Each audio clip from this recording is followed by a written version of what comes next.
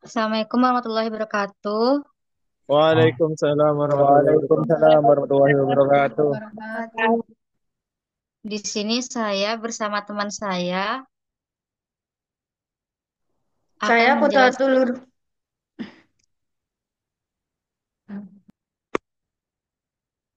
Lanjut. Lanjut wes Kun.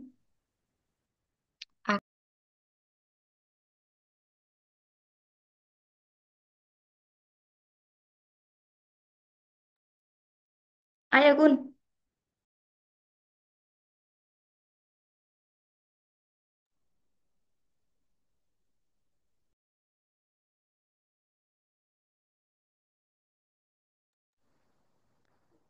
Lanjut. Iya kamu lanjutkan Mas Kun. Lah, itu slide-nya agak pindah.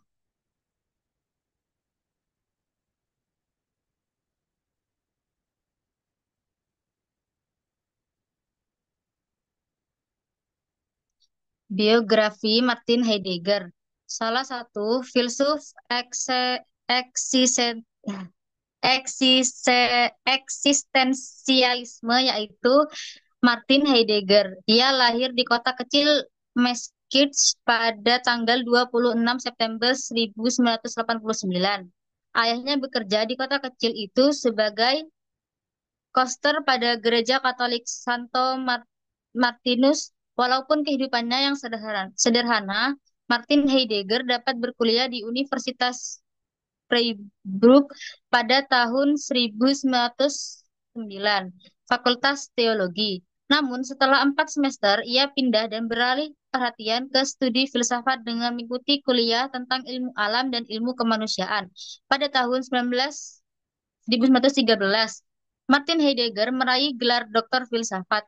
Filosofi awal Heidegger tentang analisis pencarian manusia, beliau memperjelas arti keberadaan manusia atau desain. Desain. Desain merupakan istilah Jerman dalam karya Martin Heidegger, Being and Time. Desain tersusun dari artinya di sana, dan sein artinya berada. Ada being adalah kemampuan manusia dan ekstensinya dan kemampuan tinggal memaknai hidupnya di dunia. Kemampuan benda dan makhluk lainnya dalam desainnya dipengaruhi oleh kesadaran dalam waktu. Dengan adanya desain, manusia bisa merenungkan makna hidupnya dan bisa mengubah hidupnya yang kurang baik menjadi lebih baik. Benda-benda yang tidak ada di luar manusia akan bermakna bila dikaitkan atau digunakan manusia dalam tindakan dan tujuan manusia. Eksistensialisme adalah salah satu aliran filsafat yang mempersoalkan keberadaan manusia yang dihadirkan lewat kebebasan. Akar pemikiran eksistensialisme adalah pendekatan humanistik yang salah satunya adalah salah satu tokohnya adalah Martin Heidegger.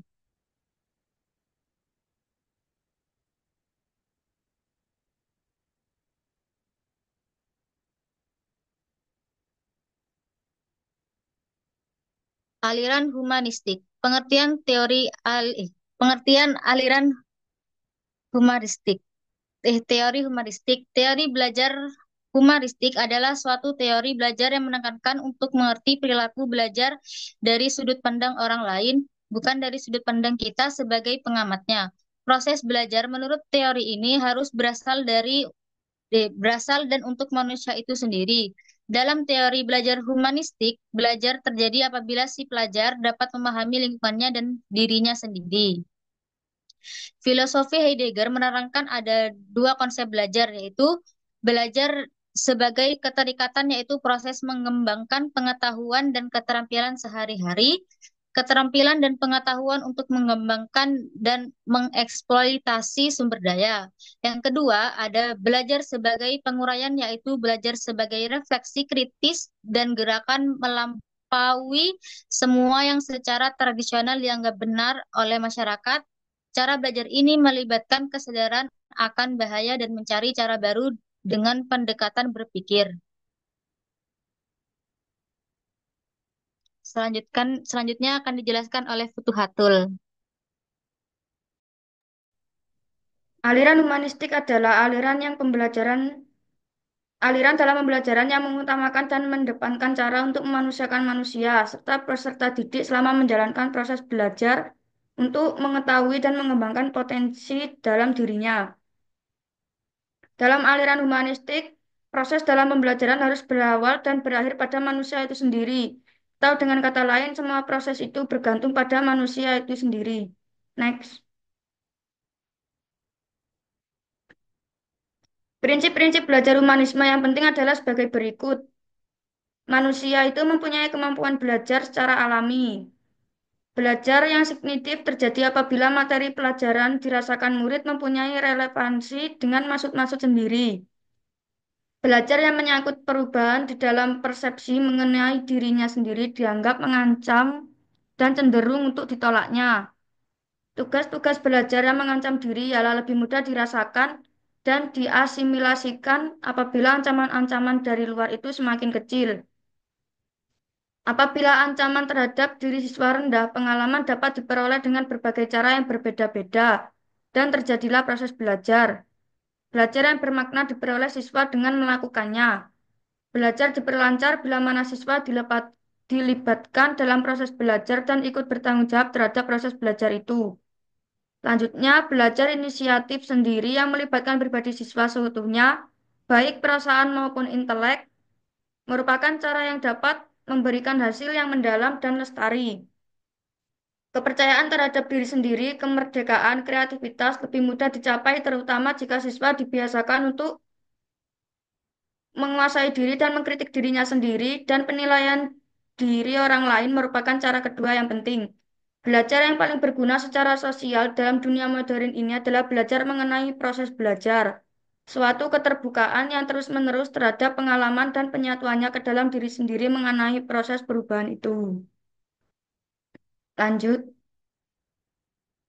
Langkah-langkah dalam pembelajaran dengan pendekatan humanistik antara lain menentukan tujuan-tujuan pembelajaran, menentukan materi-materi pembelajaran, mengidentifikasi kemampuan awal dari peserta didik atau siswa, mengidentifikasi topik-topik pelajaran yang memungkinkan akan melibatkan siswa untuk dapat belajar secara aktif, merancang fasilitas belajar seperti lingkungan dan media-media pembelajaran, membimbing siswa dalam mengaplikasikan konsep-konsep baru ke situasi yang nyata, membimbing siswa untuk dapat memahami hakikat dan makna dari pengalaman belajar, mengevaluasi proses dan hasil belajar.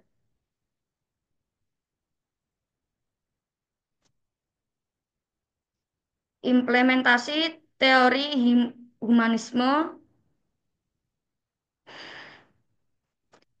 tersedia fasilitas atau sarana dan prasarana. Peserta didik diberi kebebasan untuk bergerak di ruang kelas. Terciptanya suasana kelas yang penuh kasih sayang, hangat, hormat, dan terbuka. Jika ada masalah pribadi dengan peserta didik, guru menangani masalah tersebut dengan cara berkomunikasi. Guru mengamati setiap proses belajar yang dilalui murid. Adanya kesempatan untuk menumbuhkan keprofesionalan guru. Terhadap siswa yang kurang percaya diri. Guru harus sudah tahu tentang jati diri, tentang jati dirinya, dan memahami siswa. Guru harus mengetahui sifat-sifat siswa. Guru harus menjadi fasilitator dan mengarahkan dalam memperoleh referensi untuk belajar. Bisa beradaptasi dengan mudah bersama siswa. Menolong siswa untuk bisa mendapatkan kejelasan dalam tugas individu dan juga tugas grup dalam pembelajaran. Guru juga harus mempunyai keterampilan komunikasi yang baik untuk bisa membaur sebagai pembimbing. Lanjut. Ini kelebihan dan kekurangan dari teorinya. Kelebihannya penekanan pada keunikan eksistensi manusia, mengkritik reduksi materialisme dan teknologi, menghubungkan manusia dengan kehidupan autentik, fenomenologi sebagai metode pemahaman. Kekurangannya, kurangnya fokus pada etika sosial, bahasa filosofis yang sulit dipahami, pandangan tentang kematian yang cenderung individualistik, kontroversi hubungan dengan nasisme, abstraksi yang kurang membumi. Dari sini apakah ada yang mau ditanyakan? Ada. Silakan. Dari prinsip-prinsip yang ada itu di atas, itu mana Ya, yang menurut kamu tuh paling relevan buat kita sebagai mahasiswa dan berikan alasannya gitu. prinsip-prinsip. Iya,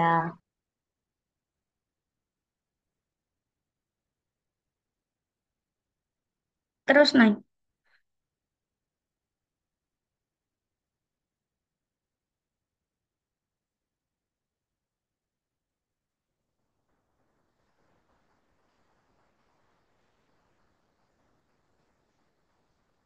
Terus.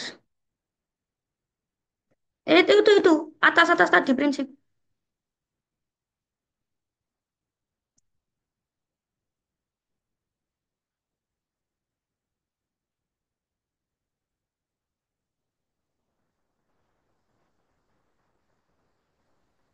Jelas. Iya.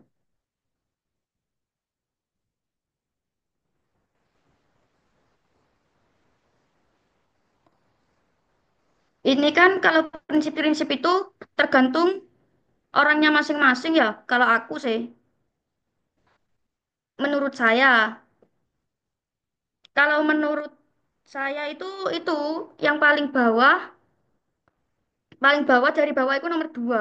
Tapi sebenarnya prinsip ini bagus semua, tapi itu tergantung dirinya masing-masing.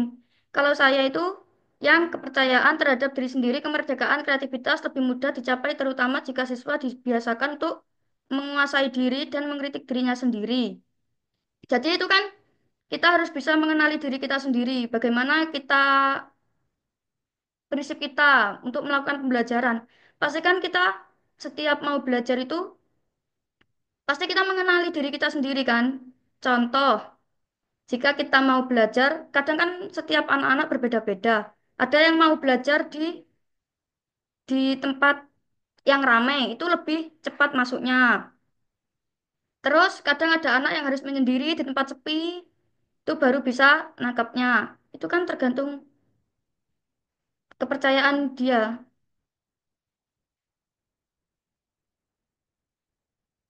Itu semua kembali lagi kepada setiap anak-anak. baik, terima kasih. Ya,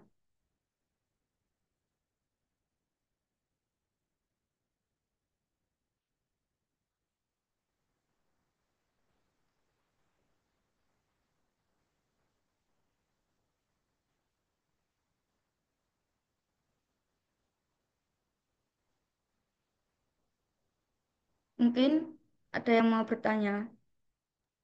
Saya mau bertanya, Ya, silakan. mohon maaf ya kalau rame. Ya, Oh, apakah teknologi dalam pendidikan modern seperti seperti e-learning memperkuat atau menghaburkan hubungan otentik manusia dengan dunia sesuai pemikiran Heidegger? Apakah teknologi itu membantu memahami dunia atau justru menciptakan keterasingan?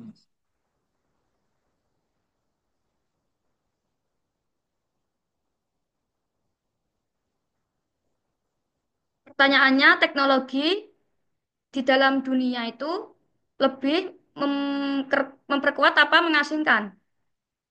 Teknologi dalam pendidikan itu memperkuat atau menghaburkan hubungan otentik manusia dengan dunia yang kalian jelaskan tadi. Bentar.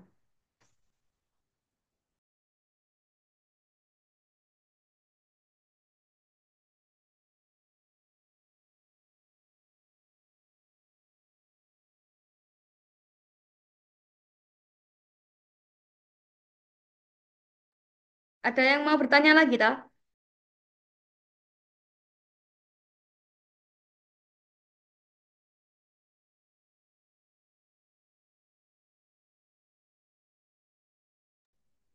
Izin bertanya, Iya, iya, silakan. Itu Surya bentar ya. Iya, siap-siap. Ini kan dari kelebihan teori ini ada yang menghubungkan manusia dengan kehidupan autentik, gitu kan? Contoh dari tersebut bagaimana ya di kehidupan sehari-hari? Terima kasih.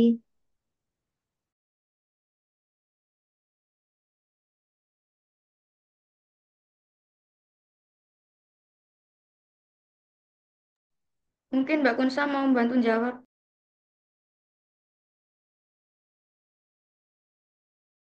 Iya, sebentar ya.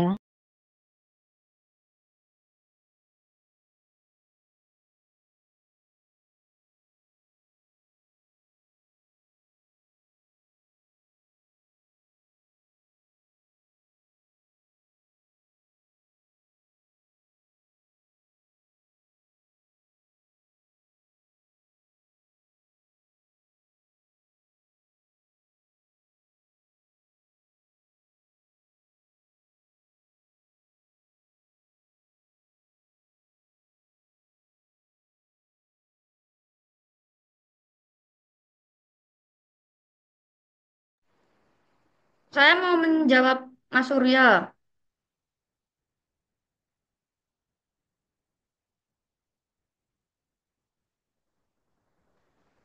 Dalam teknologi itu ada plus minusnya ya. Kalau plusnya itu dengan teknologi kita lebih mengetahui dunia itu secara cepat. Saya, contohnya kita wis yang ada di Bondowoso. Kita bisa mendengar info bagaimana itu yang sekarang viral itu Gus Miftah sedang mengolok-olok orang jualan es teh. Itu pendidikan kan itu. Bagaimana adab di atasnya ilmu. Itu itu dengan adanya teknologi kita bisa mendengarkan info yang jauh bisa terdengar di kita sini. Yang sedangkan itu tidak satu tempat. Itu dengan adanya teknologi. Itu plusnya. Dari situ kan kita bisa lebih belajar juga. Meskipun kita sepintar apapun, tapi kita kalau tidak punya adab kan ya sama aja. Terus dengan bahayanya, minusnya itu kita sebagai anak-anak, kita itu kadang tidak bisa mengontrol diri kita sendiri. Kadang meskipun kita sudah diawasi oleh orang tua, tapi tetap aja kan kadang masih ada teledornya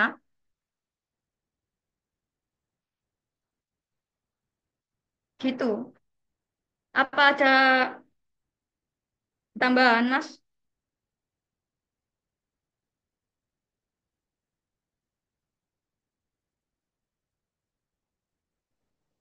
Berarti bisa memperkuat, bisa juga menghaburkan ya, tergantung pemahamannya ya.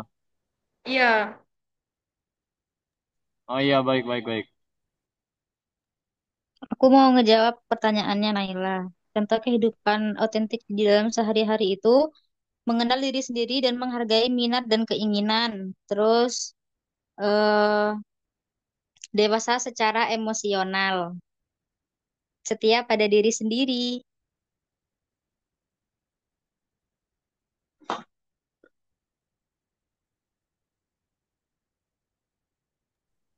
Apakah sudah jelas? Ya, terima kasih. Sama-sama.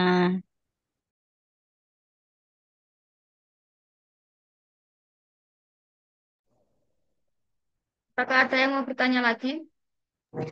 Saya ingin bertanya, Ya, bentar-bentar, Mas.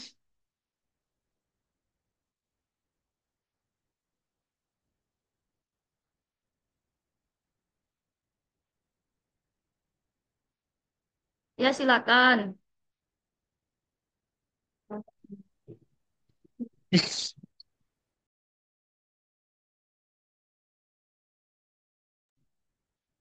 sejauh mana sih sistem pendidikan tradisional yang memungkinkan atau menghambat individu untuk mengalami pembelajaran yang otentik sesuai dengan konsep dasar? Nggak jelas, Mas. Oh, sejauh mana sih sistem pendidikan tradisional yang memungkinkan atau menghambat individu untuk mengalami pembelajaran yang otentik sesuai dengan konsep dasar. Yang menghambat apa, Mas, tadi? Individu. Oh,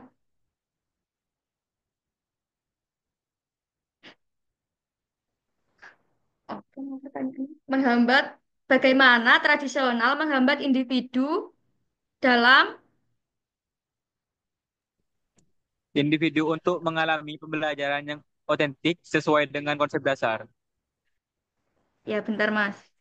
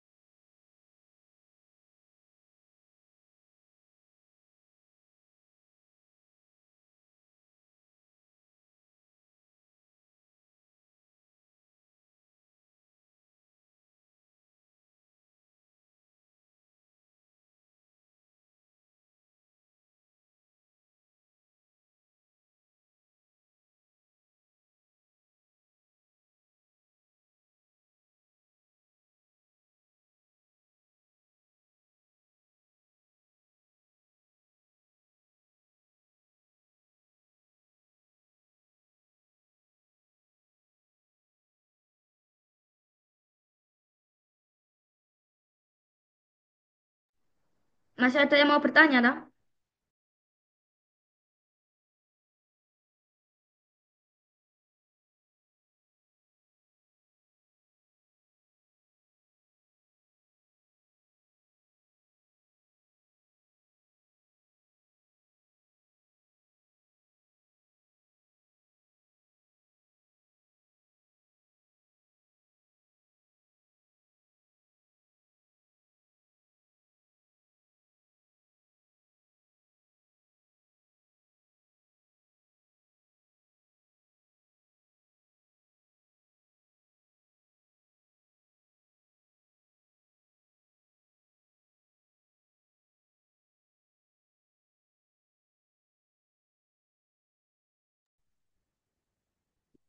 Dari itu tadi ya Mas ya.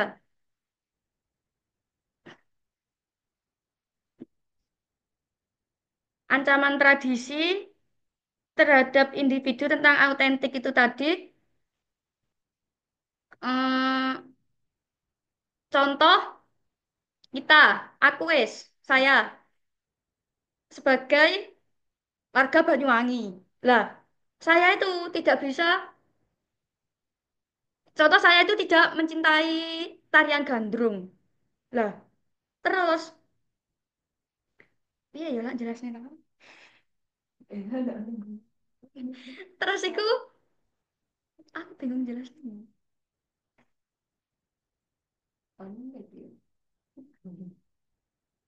Habis itu, situ.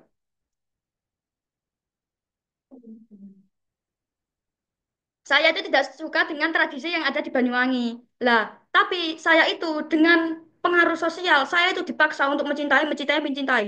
Jadiku saya itu dengan terpaksa, dengan itu saya terpaksa mencintai karena pengaruh sosial itu tadi. Tapi bukan karena hatiku mau. Hmm, Oh, berarti karena terpaksa ya? iya, karena itu mau terus.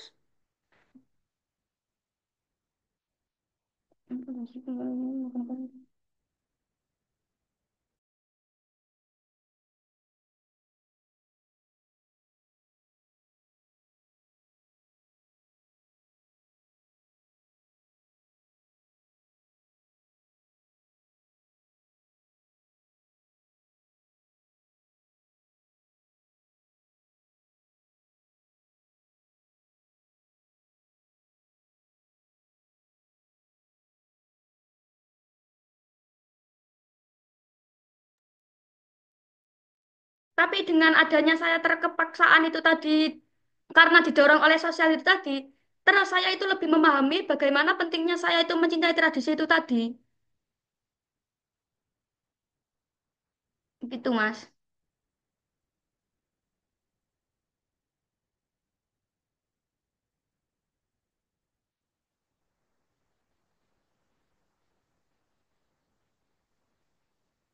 Gimana, Mas? Apa ada sanggahan?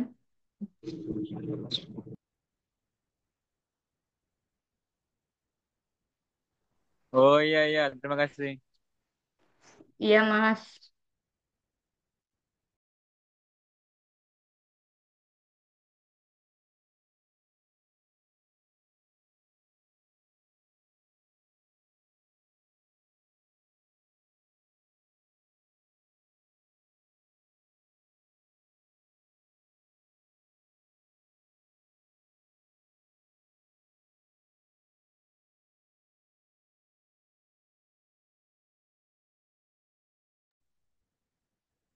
Masih ada yang mau bertanya?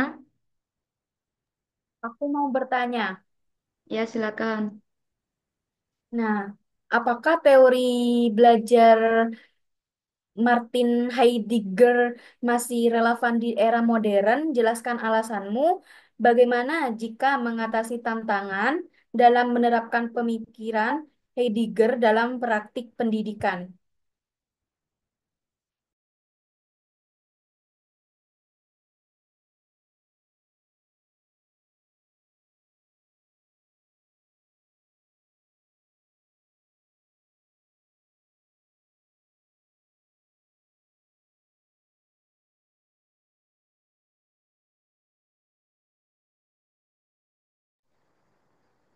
Mbak, mohon diulangi lagi pertanyaannya. Boleh. Apakah teori belajar Heidegger masih relevan di era modern ini? Jelaskan alasanmu dan bagaimana kita dapat mengatasi tantangan dalam menerapkan pemikiran Heidegger dalam praktik pendidikan?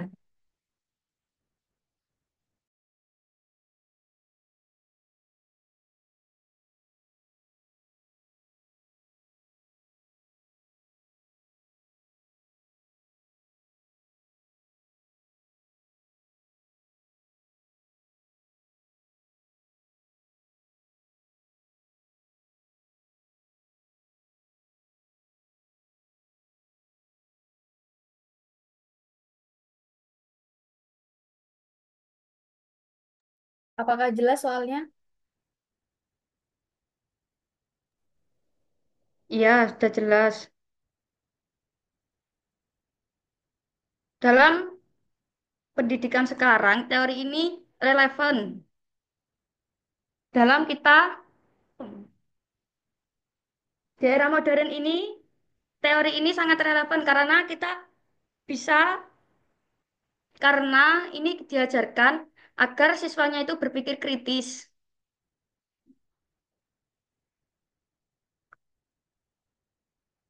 Kita bisa berpikir kritis bagaimana kita memecahkan masalah dan kreativitas.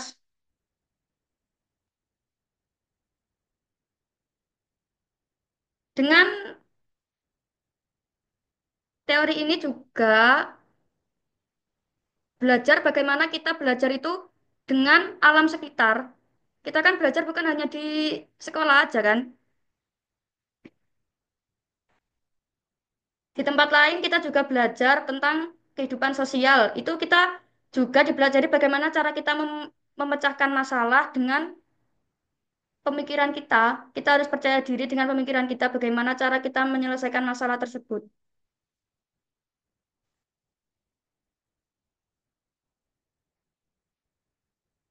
Teori ini sangat relevan di era modern seperti ini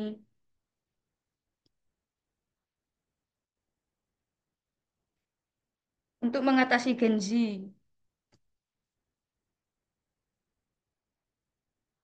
Gimana Mbak Yunita?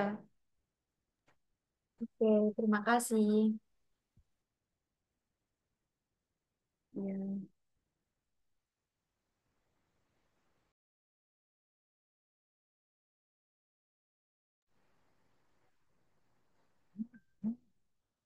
Apakah sudah ada pertanyaan? Aku ingin bertanya, Ya, silakan. bagaimana kita tuh dapat mengatasi kesenjangan antara abstraksi filsafat Heidegger dengan realitas praktik pembelajaran?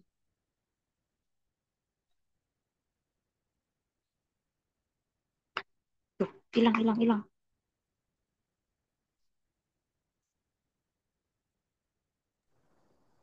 Mohon diulang, Mbak. Atasi apa? Baik, baik. Bagaimana kita dapat mengatasi kesenjangan antara abstraksi filsafat Heidegger dengan realitas praktik pembelajaran? Tuh, hilang, hilang mana?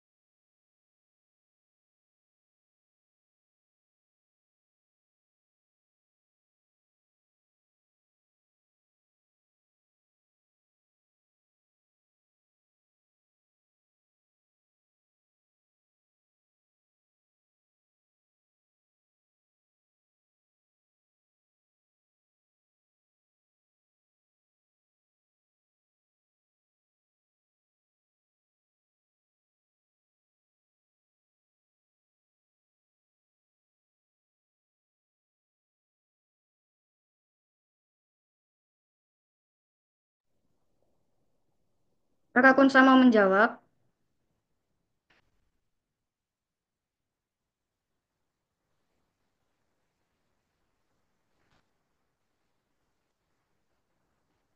Punsa masih ke kamar mandi kayaknya.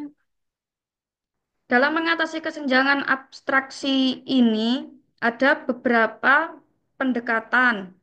Salah satunya yaitu memahami abstraksi Heidegger dalam konteks pendidikan.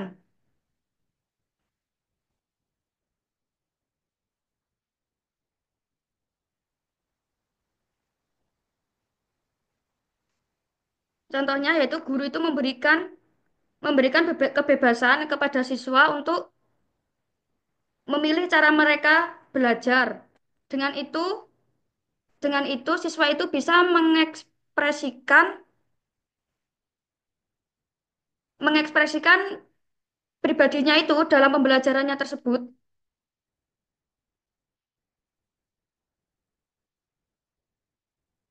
Gimana, Mbak? Terus apa yang dilakukan guru jika terjadi kesenjangan? Apa saja contoh-contoh penerapan yang dilakukan guru? Penerapan guru dalam menghadapi kesenjangan muridnya itu.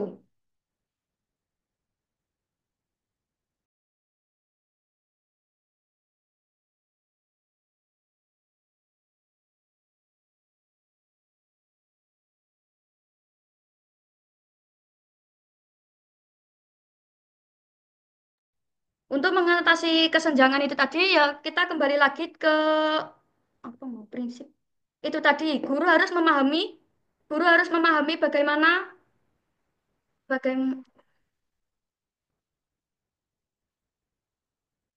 oh, gitu. Oh, bentar Mbak baterainya habis. Bentar, Kak.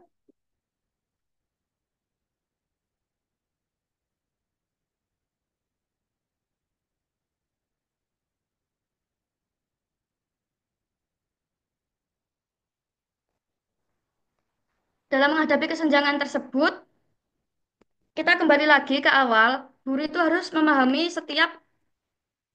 memahami karakter siswa masing-masing dengan memahami karakter siswa masing-masing itu tadi Guru bisa guru bisa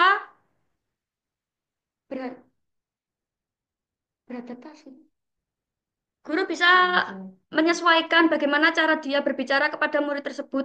Contoh, saumpama murid tersebut itu orangnya baperan. Jadi kan bagaimanapun guru tersebut kalau menasihati anak tersebut harus dengan cara yang halus, berbicara yang halus gitu toh. Jika anak yang bodoh amat, itu ya meskipun guru bilang kayak apapun kalau anaknya ya udahlah. Itu ya gitu. Jadi itu harus kembali juga pada gurunya. Kita sebagai guru harus mengetahui karakter murid masing-masing. Gitu. Baik, terima kasih. Ya, Saya izin bertanya. ya silakan.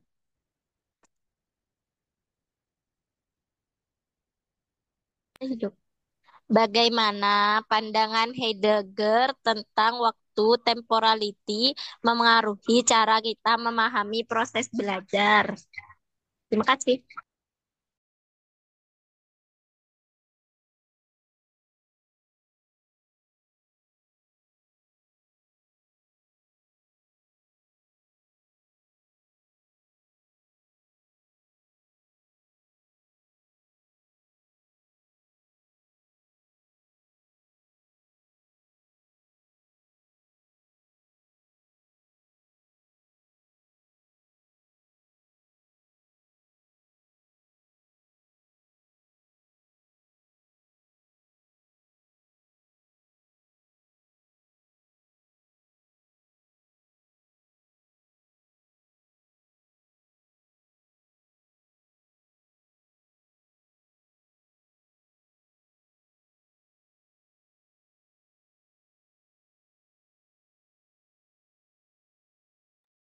Bentar ya Mbak Septi.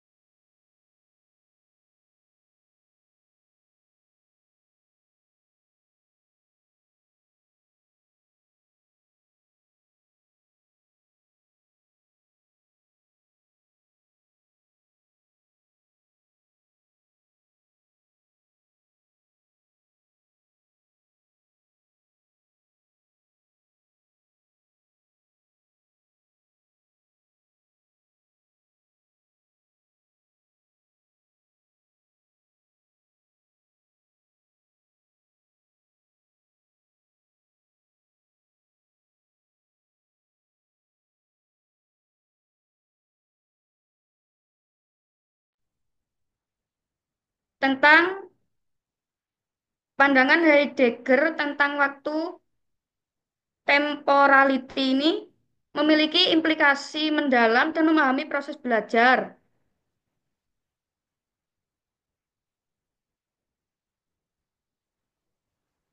Waktu memiliki kerangka yang memungkinkan manusia memahami dan memberi makna pada pengalaman mereka. Jadi setiap langkah kita itu memiliki memiliki pengalaman. Jadi dengan adanya waktu itu tadi, waktu bukanlah waktu. Waktu itu adalah pengalaman kita untuk melakukan pembelajaran di masa-masa yang akan datang dengan adanya pengalaman itu tadi. Jadi untuk melakukan kehidupan kita untuk melakukan kehidupan kita di selanjutnya, kita bisa belajar dari pengalaman-pengalaman yang sudah kita lewati sebelum-sebelumnya.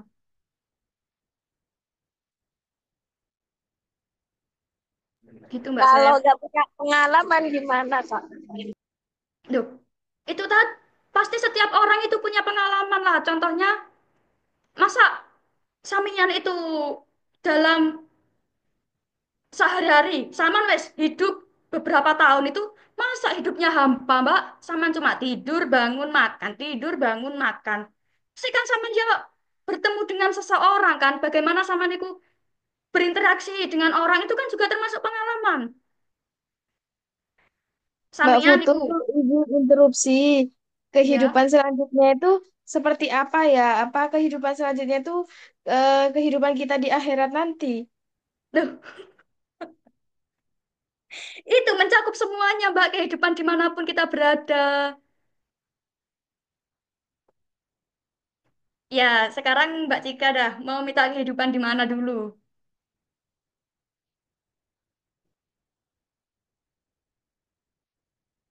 Kalau kita minta kehidupan di akhirat, jika kita tidak melakukan sholat, pastilah masuk neraka. Tapi kalau dengan tapi tapi kalau dengan hubungannya di akhirat, kita tidak bisa mengulang seumpama. Kalau kalau di dunia kita sudah melakukan kita sudah melakukan kehidupan kan yang dulu-dulu kita bisa belajar. Terus kita melakukan kehidupan yang sekarang. Terus kita kan sudah terjerumus di itu. Dengan itu kita Ya. bisa belajar mengulang-ulang. Oh iya, aku biyen tahu ngelakoni kayak ngono, ngono. Dari itu kan kita bisa belajar kan, bagaimana kita untuk menghadapi masalah seperti ini. Nah, tapi bedanya kalau di akhirat, seumpama kita di dunia sudah enak-enak tidak sholat, terus kita sudah terjerumus di neraka, kan kita cuma bisa menyesali, tapi tidak bisa berbuat lagi bagaimana kita sholat, ayo. Kalau sudah di akhirat kan nggak bisa, Baik, Mbak. Mbak. Terima kasih, Mbak Nisa. Ya. Berarti teori belajar ini tidak disarankan untuk anak PAUD ya kan pengalamannya masih sedikit sekali. Masih tidur makan tidur makan anak PAUD. Iya sih, tapi kan anak PAUD itu masih memulai jenjang. Tapi kan anak PAUD pemikirannya itu masih kecil, belum bisa berpikir. Oh, berarti tidak disarankan. Ya bukan disarankan. Itu mungkin masih menanam pendidikannya untuk masa depan kan. Iya, berarti belum disarankan kan untuk anak PAUD teorinya. Loh, saya tidak bisa menentukan. Loh, kok tidak bisa? Katanya harus ada pengalaman. Loh, tadi kan pertanyaannya apa mau pertanyaan? Tanya baik. Ada mau tentang autentri apa tadi Pak pertanyaannya?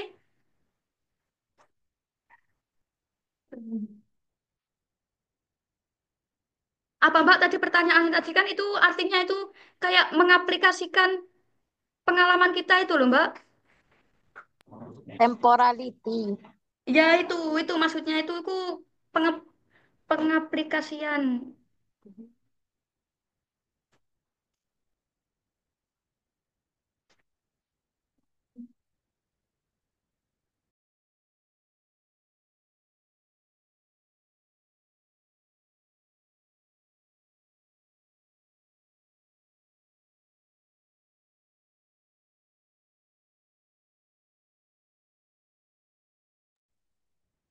Gimana Mbak? Iya, Mbak. Makasih ya, Mbak. Oh iya Mbak, sama-sama. Oke, Mbak. Izin bertanya, Mbak. Iya Mbak.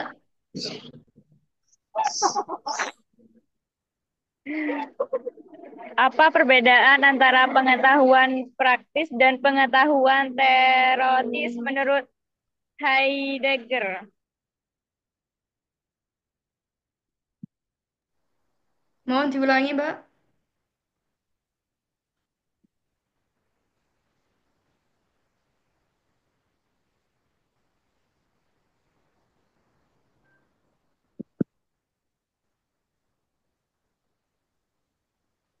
Mbak mohon diulangi pertanyaannya. Mbak, oke, oke. Apa perbedaan antara, sebentar ya.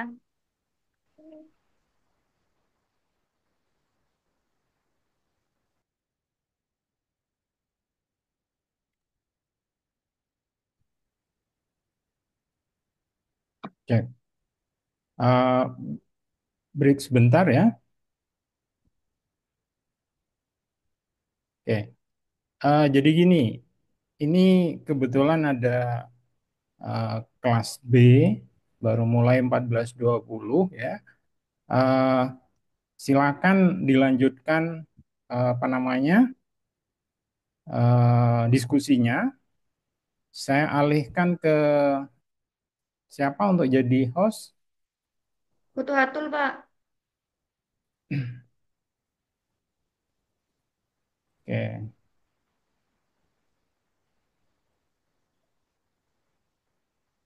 sudah ya? Ya, oke. Saya izin left ya untuk memulai di kelas sebelah ya. Terima kasih banyak. Selamat siang. Wassalamualaikum warahmatullahi wabarakatuh.